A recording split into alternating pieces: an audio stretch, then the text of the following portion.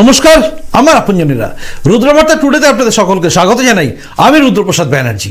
এই রাজ্যে প্রসূতির মৃত্যুর পরে যে পরিস্থিতি তৈরি হয়েছে, সেখানে গিয়ে এই রাজ্যে আরো একবার কি ডাক্তারদের লড়াই হবে সরকারের বিরুদ্ধে?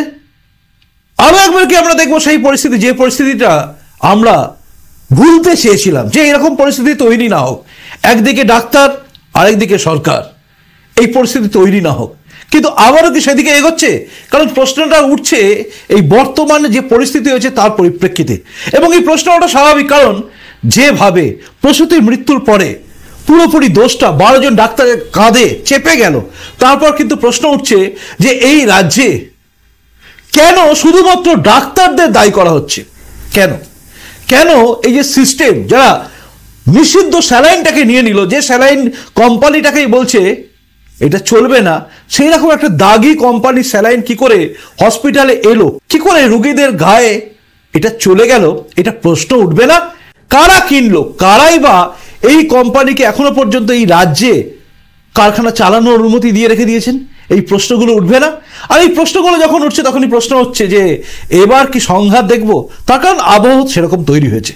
যে 12 জন ডাক্তারকে নিয়ে প্রশ্ন উঠেছে, মানে যে 12 জন ডাক্তারকে সাসপেন্ড করে দেওয়া হয়েছে, এমনকি তাদের বিরুদ্ধে জামিন অযোগ্য ধারায় মামলা করা হয়েছে।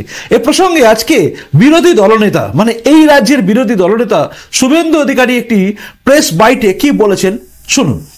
এই যে আরএল নাম যে স্যালাইন বা ইনজেকশন থ্রু স্যালাইন, এটাকে ব্যান ঘোষণা করা হচ্ছে এবং আপনারা স্টক থাকলে অলরেডি ইউজ করা বন্ধ করুন। 8 জানুয়ারি এটা ডকুমেন্ট। সেকেন্ড, 14ই জানুয়ারি মকর সংক্রান্তির দিন, সেই দিন লিখিতভাবে ডেপুটি সেক্রেটারি ওএসডি স্বাস্থ্য ভবন এই কোম্পানির কোন কোন ওষুধ ব্যবহার করা যাবে না তার তালিকা দিয়ে ডকুমেন্ট দেয়। আমি ডকুমেন্ট এই মিটিং এর পরে আপনাদের মিডিয়া গ্রুপে পোস্ট করে দিচ্ছি, আপনারা পেয়েছেন নিশ্চিত। তা আমরা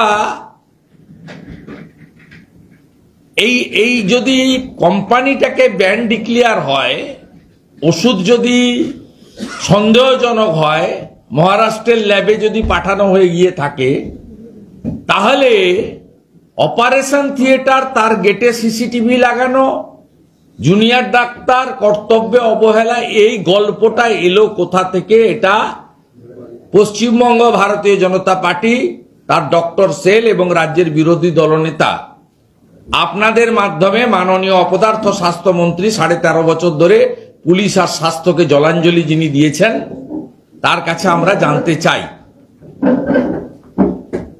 খুব ক্লেভারলি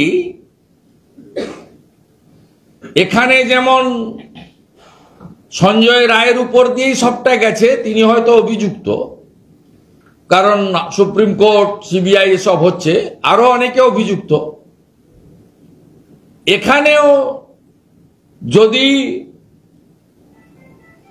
প্রপারলি মেডিকেলের সুপার বা যারা স্টোর হ্যান্ডেল করেন মেডিসিনের, তারা যদি ওখানকার যিনি ওটিতে লিডারশিপ দিয়েছেন তাকে মানা করে থাকেন অন রেকর্ড যে এই ওষুধ ব্যবহার করা যাবে না,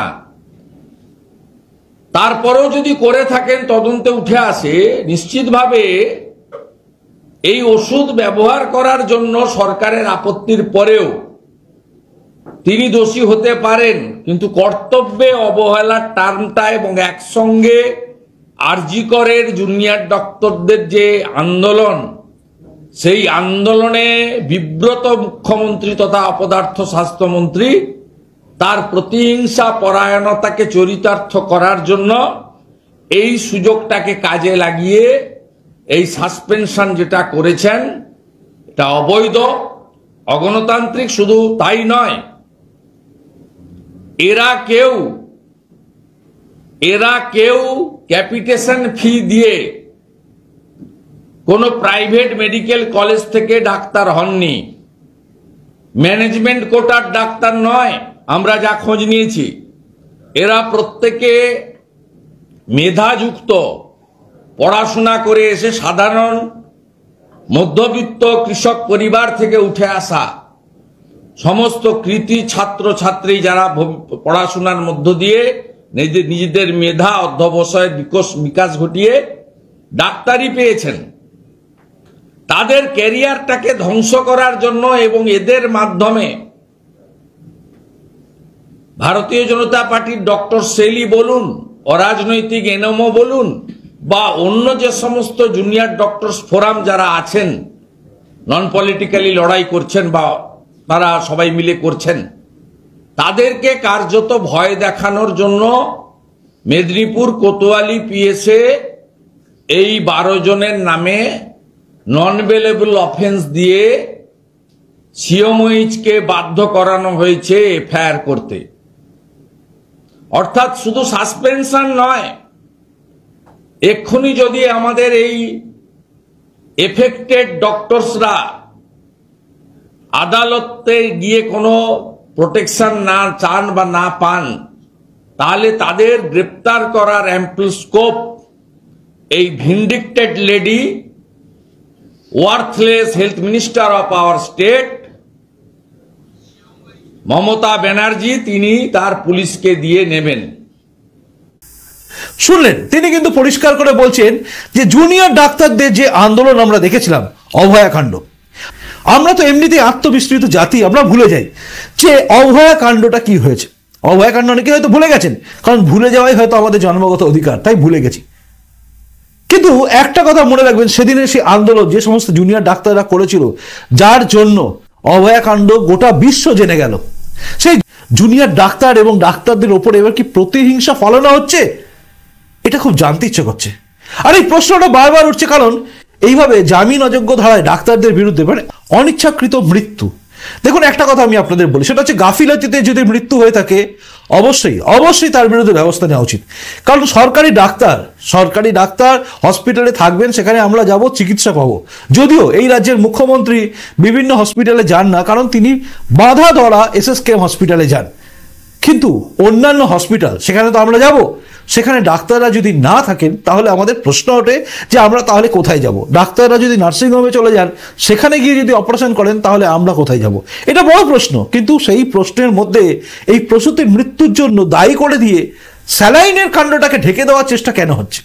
আসলে কেঁচো খুঁড়তে খুঁড়তে কি কেউটে বেরিয়ে যাবে? এই স্যালাইন কাণ্ডে কি আরো কোনো মাথা আছে? এটা জানার খুব ইচ্ছে হচ্ছে। আর যত জানার ইচ্ছে হচ্ছে, তত প্রশ্ন উঠছে, এই রাজ্যে সিআইডিকে দিয়ে কি তদন্ত চলবে, নাকি সিবিআইকে ডাকা হবে? আবার প্রশ্ন ওঠে এটাও মনের মধ্যে যে সিবিআইকে ডাকলেই বা কি হবে? আমরা তো দেখলাম অভয়াকাণ্ডে শুধুমাত্র সঞ্জয় রায়ের নামটাই আছে, বাকি কেউ দোষী নয়, সেটাই মনে হচ্ছে। কারণ এখনো পর্যন্ত আমরা জানতে পারছি না। ভরসা আছে আমার আদালতের উপরে, ভরসা আছে আমার বিচার ব্যবস্থার উপরে, কিন্তু তদন্তের উপর ভরসা কি থাকছে? আজকে সিআইডি তদন্ত করে এই 12 জন ডাক্তারকে দোষী সাব্যস্ত করার চেষ্টায় কি করবেন, নাকি বেরিয়ে আসবে যে স্যালাইনটা কারা কারা নিল? আমাদের 14 পুরুষের ভাগ্য ভালো যে মমতা বন্দ্যোপাধ্যায় নবান্নয় বসে শুধুমাত্র 12 জন ডাক্তারকে দোষী করেছেন। তিনি দোষী করেননি যে সমস্ত রোগীরা মারা গেছে বা প্রসূতি মারা গেছে তাদেরকে, যে তারা কেন দেখে নিল না কোন স্যালাইনটা পুট করা হচ্ছে। ভাগ্য ভালো আমাদের। এসব কথা কেন মনের মধ্যে আসে জানেন?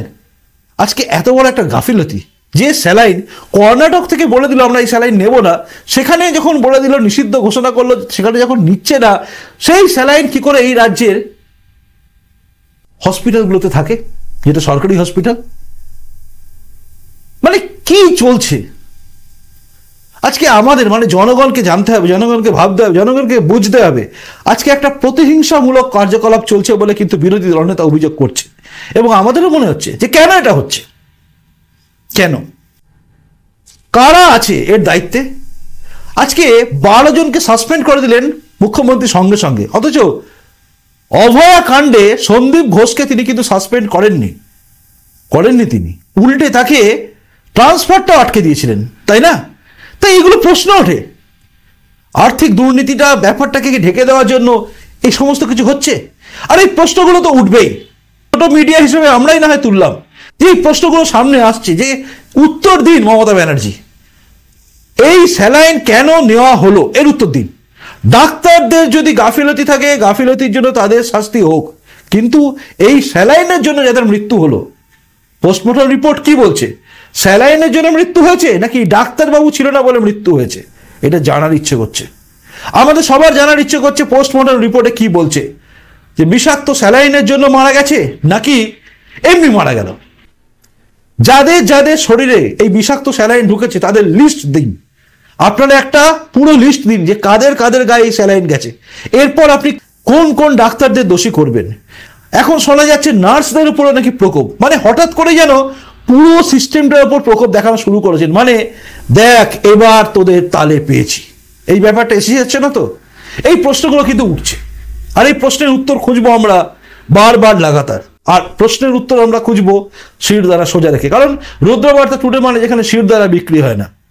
আপনারা আমাদের পাশে থাকুন, আমরা অর্থাৎ রুদ্রবার্তা টুডে এবং রুদ্রবার্তা টিম আপনাদের পাশে আছে প্রতিটা বিন্দু, প্রতিটা খবর, প্রতিটা জিনিস সামনে তুলে আনার জন্য। আপনার যদি মনে হয় এই প্রতিবেদন দেখার পরে যে এই বিষয়ে আপনি ভাবছেন এটা প্রতিহিংসামূলক কাজ, তাহলে জানাবেন। আর যদি মনে হয় না, সেটাও জানাবেন। মনে হয় কি ডাক্তারদের কোনো বড় দোষ আছে নাকি দোষ আছে এই সাপ্লাইয়ের ব্যাপারটায়, কোনটাকে আপনি ভাবছেন দোষী, জানাবেন। আর প্রতিবেদনটা যদি শেয়ারযোগ্য মনে হয় শেয়ারও করবেন। আসি এখনকার মতো, ভালো থাকুন, দেখা হচ্ছে আগামীকাল রুদ্রবার্তা টুডেতেই। নতুন এসে থাকলে কিন্তু চ্যানেলটা সাবস্ক্রাইব করে যাবেন, কথা রাখবেন। আসি, নমস্কার, বন্দে মাতরম, ভারত মাতা জয় হোক, জয় হিন্দ।